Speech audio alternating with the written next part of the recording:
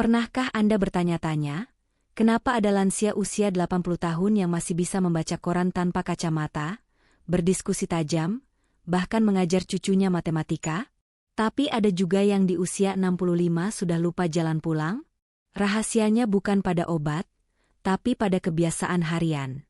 Dan hari ini, saya akan bongkar 6 rahasia menjaga otak tetap tajam sampai usia 70 tahun ke atas, tanpa minum satupun pil kimia. Simak sampai akhir, karena ini bisa menyelamatkan kualitas hidup Anda atau orang yang Anda sayangi. Assalamualaikum warahmatullahi wabarakatuh. Halo sahabat sehat, selamat datang di channel ini, tempat berbagi informasi bermanfaat yang insya Allah bisa menjaga tubuh, hati, dan pikiran kita tetap sehat sampai usia lanjut. Hari ini kita akan bahas satu rahasia besar. Bagaimana menjaga otak tetap tajam di usia 70 tahun ke atas, tanpa harus minum obat apapun. Tapi sebelum kita mulai, yuk dukung channel ini dengan cara like video ini, share ke teman atau keluarga yang Anda cintai, dan tentu saja subscribe agar tidak ketinggalan informasi penting berikutnya. Jangan lupa juga tulis di kolom komentar, saya nonton dari kota, biar kita tahu dari mana saja penonton setia kita hari ini. Siapa tahu, ada yang nonton dari kota yang sama dengan Anda. Banyak orang mengira bahwa yang harus dijaga saat usia lanjut hanyalah kekuatan fisik. Padahal, kesehatan mental dan daya pikir justru jauh lebih penting. Apa gunanya tubuh kuat kalau mudah lupa nama anak sendiri? Atau tidak ingat kenapa keluar rumah? Disinilah peran senam otak menjadi krusial, bahkan lebih vital daripada kita sadari. Otak itu seperti pisau. Kalau tidak pernah diasah, dia akan tumpul. Tapi kalau rutin digunakan, dia justru semakin tajam. Dan yang mengejutkan, cara mengasah otak itu tidak serumit yang dibayangkan. Bukan dengan kuliah lagi, bukan dengan buku berat, tapi cukup dengan aktivitas kecil sehari-hari yang melibatkan logika, kreativitas, dan memori. Contohnya sederhana. Bermain teka-teki silang setiap pagi sambil minum teh, menuliskan daftar belanja dengan tangan, bukan mengetik di HP.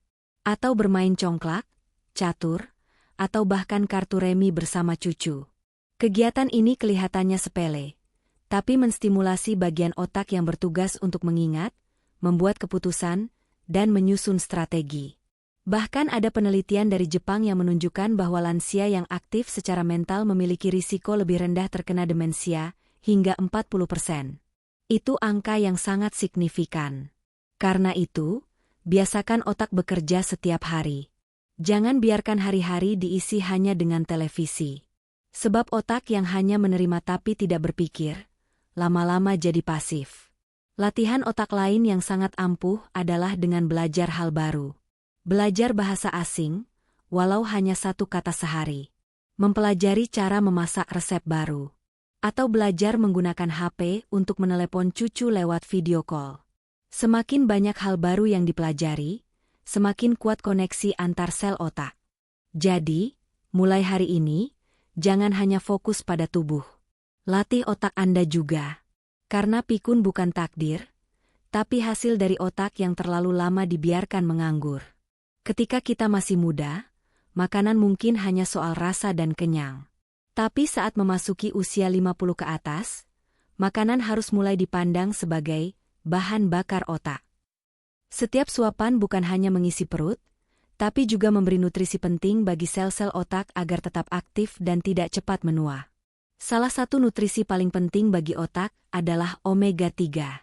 Zat ini banyak terdapat dalam ikan laut dalam seperti salmon, sarden, dan tuna. Omega 3 membantu memperkuat selaput sel otak dan memperlancar komunikasi antar neuron.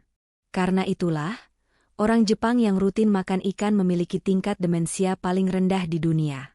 Selain itu, antioksidan dari buah-buahan seperti blueberry, stroberi, dan anggur merah juga sangat penting. Antioksidan bekerja seperti tameng, yang melindungi otak dari kerusakan akibat radikal bebas. Radikal bebas ini adalah salah satu biang utama penurunan fungsi otak seiring usia. Kemudian ada vitamin B kompleks, terutama B6, B9, folat, dan B12. Vitamin ini menjaga agar memori tetap tajam, suasana hati stabil, dan aliran darah ke otak tetap lancar. Sumbernya?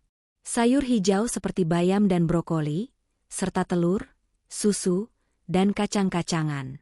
Kabar baiknya, makanan otak tidak harus mahal.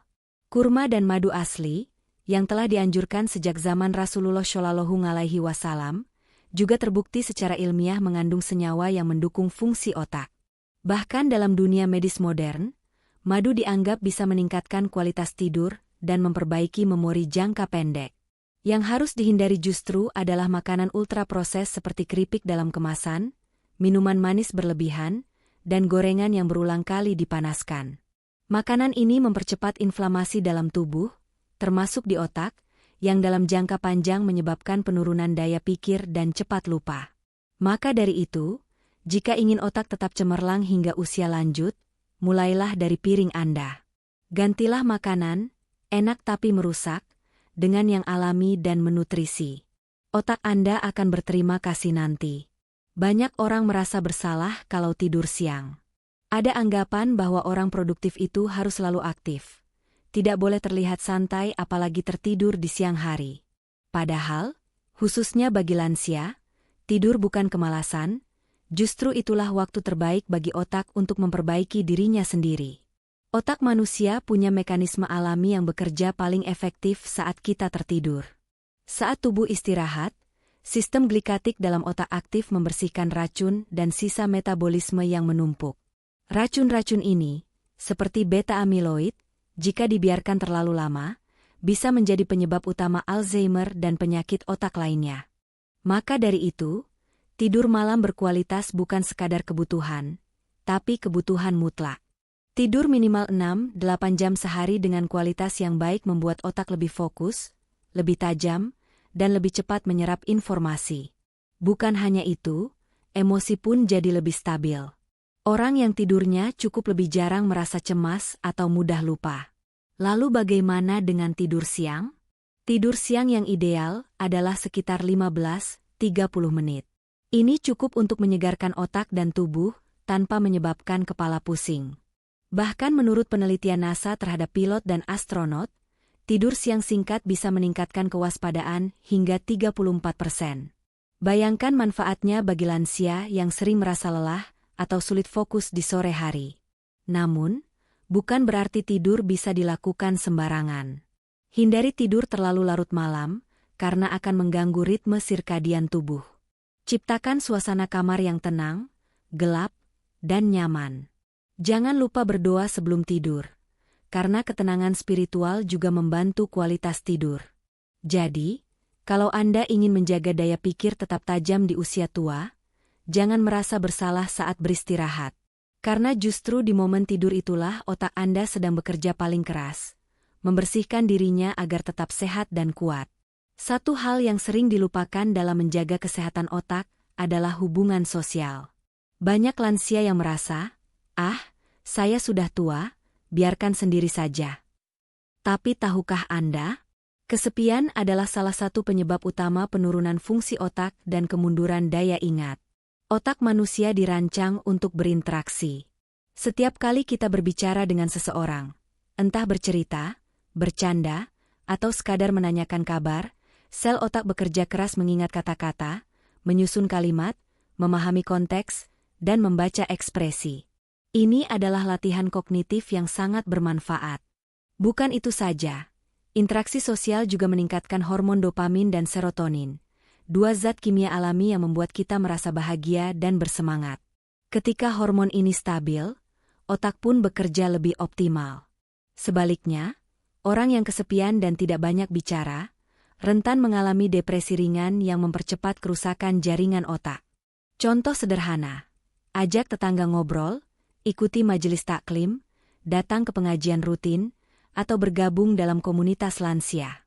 Aktivitas ini tidak hanya membuat hati hangat, tapi juga memberi otak latihan sosial yang sangat penting. Salah satu studi terkenal dari Harvard University yang berlangsung lebih dari 70 tahun menyimpulkan bahwa orang yang punya hubungan sosial sehat dengan keluarga, pasangan, atau teman, memiliki harapan hidup lebih panjang, daya tahan tubuh lebih kuat, dan risiko Alzheimer yang jauh lebih rendah. Jadi jangan biarkan hari-hari Anda hanya diisi oleh televisi dan keheningan. Televisi tidak bisa memberikan respons. Tapi obrolan, tawa, dan cerita dari orang lain, itulah yang menjaga otak tetap hidup dan hati tetap hangat. Loh, katanya ini video tentang otak. Kok malah bahas olahraga? Mungkin begitu komentar sebagian orang. Tapi justru disinilah rahasianya. Apa yang terjadi di tubuh sangat memengaruhi apa yang terjadi di otak. Otak bukan mesin yang hidup sendiri. Ia butuh bahan bakar, dan bahan bakarnya adalah oksigen yang dibawa oleh darah. Jadi, jika Anda ingin otak sehat, pastikan aliran darah Anda lancar. Dan cara termudah untuk melancarkan aliran darah? Gerakan tubuh Anda. Aktivitas fisik ringan seperti jalan pagi, bersepeda santai, atau senam lansia ternyata punya dampak besar terhadap kesehatan otak. Saat kita bergerak, jantung memompa darah lebih cepat, membawa oksigen dan nutrisi ke seluruh tubuh, termasuk ke otak. Inilah yang membuat otak tetap aktif dan waspada. Lebih menarik lagi, olahraga ternyata merangsang produksi zat kimia bernama BDNF, Brain Derived Neurotrophic Factor, semacam pupuk ajaib yang membantu pertumbuhan sel-sel otak baru dan memperkuat koneksi antar neuron. Artinya, dengan bergerak secara teratur, Anda tidak hanya menjaga otak tetap sehat, tapi juga menciptakan jalur-jalur baru dalam otak yang memperkuat daya ingat dan konsentrasi. Tak perlu repot ke gym. Jalan kaki 30 menit tiap pagi, membersihkan rumah, atau bahkan berkebun sudah cukup. Lakukan dengan konsisten. Dan ingat, sholat 5 waktu juga termasuk aktivitas fisik yang menyehatkan. Gerakan rukuk, sujud, dan berdiri tidak hanya menenangkan jiwa, tapi juga melatih otot dan sendi. Jadi jangan malas bergerak. Semakin Anda diam, semakin lambat aliran darah. Dan otak Anda akan ikut melambat. Tapi jika Anda terus aktif, meski hanya dengan langkah kecil setiap hari, maka otak Anda pun akan terus bekerja dengan tajam dan jernih. Dalam hiruk-pikuk kehidupan modern, banyak orang lupa bahwa ketenangan batin adalah fondasi dari kesehatan otak yang sejati. Pikiran yang tenang, hati yang ikhlas, dan jiwa yang damai. Semua itu bukan sekadar urusan spiritual, tapi punya dampak nyata pada struktur otak dan sistem saraf kita. Dan Islam, dengan segala keindahannya, telah menyediakan alat untuk itu, zikir dan sholat. Zikir bukan hanya lantunan lisan. Ia adalah latihan fokus, latihan pernapasan, dan bentuk tertinggi dari mindfulness. Saat seseorang duduk diam, menyebut asma Allah berulang-ulang, tubuh mulai merileks, napas melambat, dan hormon stres, kortisol, menurun drastis. Saat itu terjadi, bagian otak yang bertugas mengatur emosi dan ingatan menjadi lebih aktif dan seimbang. Sementara sholat 5 waktu, jika dilakukan dengan khusyuk, adalah kombinasi antara gerakan fisik, doa, dan mediasi mental. Setiap rukuk dan sujud bukan hanya ibadah, tapi juga melancarkan sirkulasi darah ke otak dan mengaktifkan saraf-saraf pusat. Bahkan penelitian menunjukkan bahwa posisi sujud meningkatkan aliran darah ke otak sebesar 15%, memberikan efek segar dan fokus setelah sholat. Lebih dari itu, membaca dan menghafal Al-Quran, meski hanya beberapa ayat sehari, sangat efektif dalam menjaga ketajaman memori. Al-Quran bukan hanya kitab petunjuk, tapi juga obat hati dan penguat pikiran. Banyak lansia yang rutin membaca Al-Quran tetap jernih dan tangkas di usia 80 tahun ke atas. Dan yang paling penting, spiritualitas membuat hidup lebih bermakna. Orang yang merasa hidupnya punya arah, punya hubungan dengan Pencipta, jauh lebih tahan terhadap depresi, kecemasan, dan rasa putus asa, yang semua itu berhubungan erat dengan kerusakan otak. Maka dari itu, jangan abaikan zikir. Jangan tinggalkan sholat. Karena selain pahala, Anda juga sedang memberikan perlindungan terbaik untuk otak Anda sendiri. Semakin dekat dengan Allah, semakin damai hati, semakin tajam pikiran. Alhamdulillah, itulah tadi rahasia menjaga otak tetap tajam sampai usia 70 tahun ke atas. Tanpa obat, tanpa ribet, hanya dengan kebiasaan sederhana tapi konsisten. Semoga apa yang saya bagikan hari ini bermanfaat, dan bisa langsung Anda praktikkan di rumah. Kalau menurut Anda video ini bermanfaat, jangan ragu untuk like, share ke grup keluarga atau teman-teman sebaya, dan subscribe agar tidak ketinggalan video inspiratif lainnya dari channel ini. Dan terakhir, saya ingin tahu, menurut Anda, kebiasaan mana yang paling terasa efeknya di kehidupan sehari-hari? Tulis pendapat Anda di kolom komentar ya. Insya Allah akan saya baca satu persatu. Terima kasih sudah menyimak sampai akhir. Semoga Allah senantiasa menjaga kesehatan, ketenangan pikiran, dan kebahagiaan Anda sekeluarga. Wassalamualaikum. Sampai jumpa di video selanjutnya.